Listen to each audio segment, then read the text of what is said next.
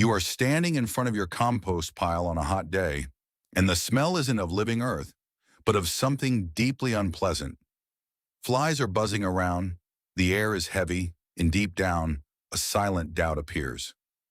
Does this really work? You grab the shovel once again, turn that material for the fourth time this month, sweating and frustrated, and then a thought crosses your mind like a flash of lightning. What if I'm wasting my time? For years, you followed everything you were told to do. You separated waste, balanced layers, controlled moisture, and yet the result was almost never what they promised you, truly living soil.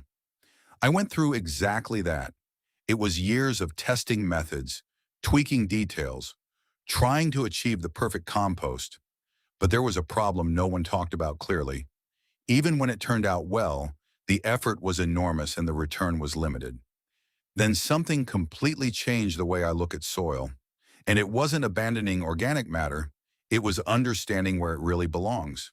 Today, I no longer make compost, and it's not because I stopped caring for the soil, but because I discovered something much more efficient. Before continuing, I need to ask you something simple.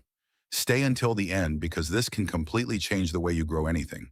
What I'm going to show you is not just a technique, it is a mindset shift that redefines what fertility means. And perhaps most importantly, this can give you real independence, independence from inputs, from external systems, and even from crises that are getting closer and closer because the world is changing fast and what used to be optional is now starting to become necessary. Food prices are rising with no predictable control, and what was commonplace a few years ago now weighs heavily on the wallet. At the same time, soil quality worldwide is dropping drastically. Lands that once produced with ease now struggle to sustain life, and it all starts at the same point. Poor soil generates weak plants, and weak plants generate dependency. This is where the most common mistake of all comes in, the belief that composting is the ultimate path. Yes, in theory, it seems perfect. Transforming scraps into black gold sounds like the ideal solution. But in practice, most people do not produce high-quality compost. They produce an unstable material with huge losses of nutrients and energy. And no one tells you this directly because the idea is beautiful, but the execution is full of invisible flaws. You lose nitrogen into the air, you lose carbon in the form of gas, you lose time, effort, and energy, and in the end, you get back much less than you put in. That is not efficiency. It is waste disguised as tradition. Now comes the question that really matters. If not composting, then what works better? The answer is simple yet powerful. So simple that it seems obvious once you understand it. You stop trying to imitate nature and start working exactly as it already functions, without piles, without turning material, without controlling everything, just letting the process happen where it really should happen, directly in the soil, right where life happens. Now imagine an ancient forest where no one ever turned the soil or built a compost pile. Even so, everything grows with strength, abundance, and perfect balance. Leaves fall, branches break, remnants of life slowly accumulate on the ground, and no one touches it, no one controls it, no one speeds up the process. Yet the soil there is dark, moist, and full of life. A soil that practically builds itself year after year. That is the first principle that changes everything. Organic matter must decompose exactly where it originates, not in an isolated corner of the yard, but directly where the plants need it. When you throw kitchen scraps straight onto the soil and cover them with dry matter, something completely different happens. Life doesn't need to travel to a compost pile. It simply wakes up right there in the correct spot. Fungi begin to spread like an invisible web, white lines connecting everything, transforming matter into nutrients. Bacteria multiply in absurd numbers, millions, billions working silently for you.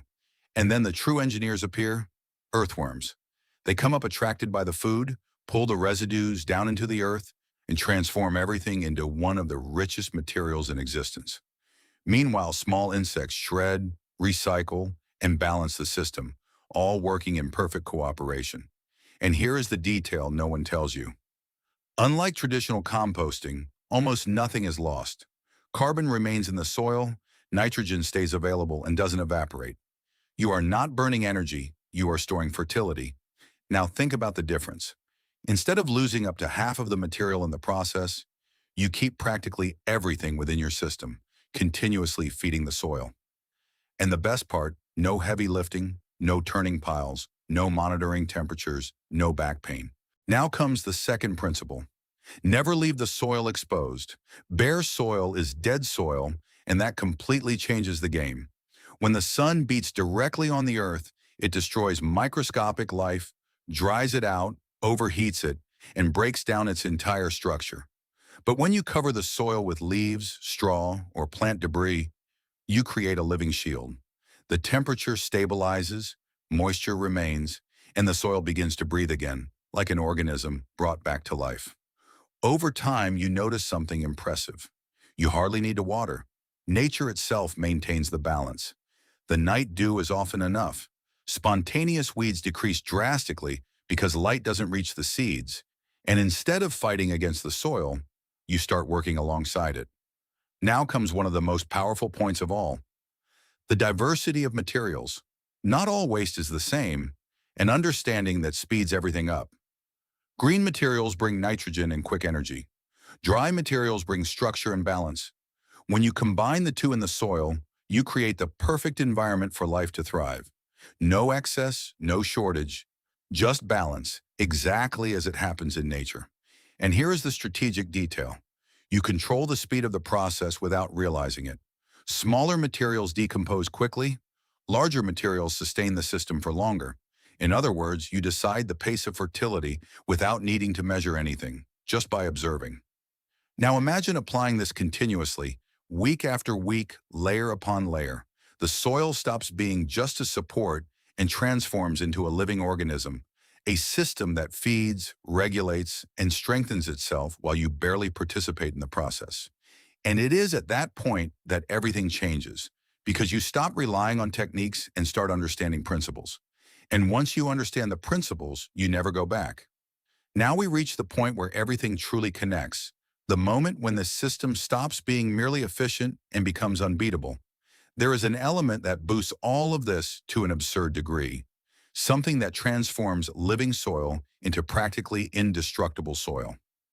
That element is biochar, a type of charcoal that acts like a sponge inside the soil. But it's not just any charcoal. It is a material prepared specifically to interact with soil life. When you look closely, it seems simple, but inside it is full of invisible microspaces. These spaces store water, nutrients, and microorganisms, creating a true refuge for subterranean life. Now imagine that inside your soil, thousands of tiny refugees protecting and feeding the microbiology. And here is the most important secret. Biochar doesn't feed the plants directly. It feeds what feeds the plants, and that completely changes the final result. But there is a critical mistake that almost everyone makes, using raw biochar directly in the soil. When you do that, it absorbs nutrients instead of providing them, and the plants can even get worse. That is why there is an essential step, charging the biochar before using it. You can do this by mixing it with rich organic matter or even with natural nutrient-filled liquids. After a few weeks, it is no longer empty and transforms into a true biological accelerator. When it enters the soil, it multiplies microbial activity and stabilizes fertility for years, even decades. Now connect this with everything we saw earlier. Direct organic matter in the soil, constant cover, diversity. Biochar steps in as a silent catalyst, boosting each of those processes. But there is still one piece missing to close the system, and that piece is what makes everything even faster and more efficient.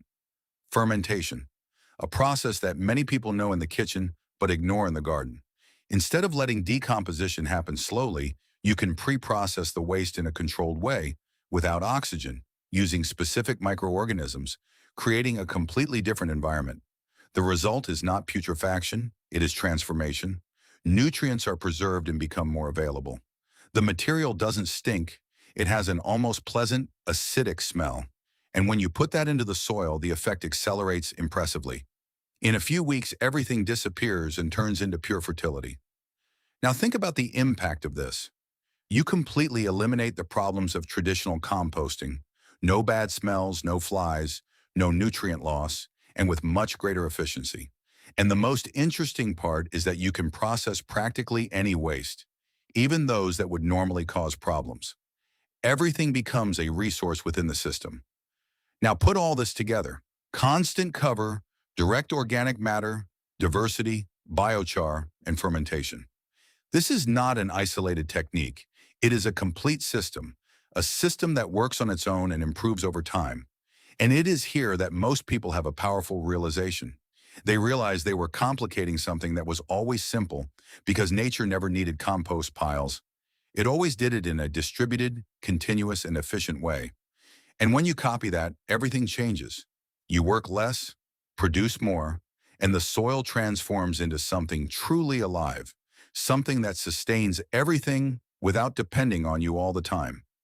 But there is still one final level that few people understand, and that is what truly separates an ordinary system from an extraordinary one. Now we reach the level that truly changes everything. It is no longer about the soil, it is about how the plants and the life around them cooperate. Most people see plants as isolated beings, each competing for water, light, and nutrients. But that is completely wrong. In reality, they work together all the time.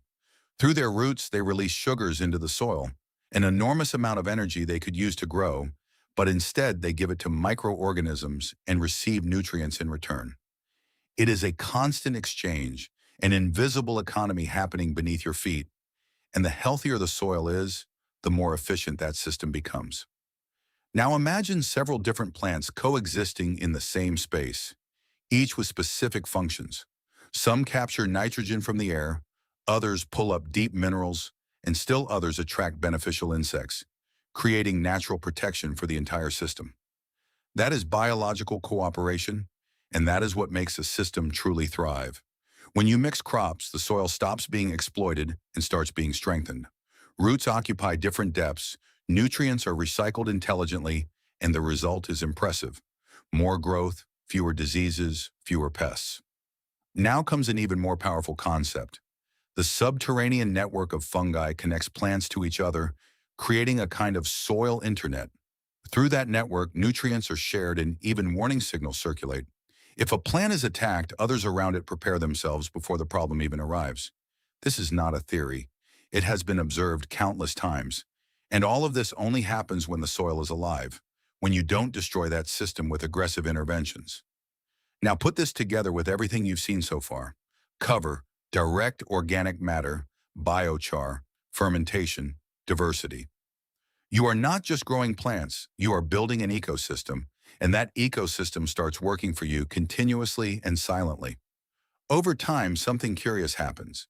You practically stop having problems. Fewer pests, fewer diseases, less need for intervention, more natural balance. And then you notice something profound. You are no longer taking care of the garden. The garden is taking care of itself, and you are just following along.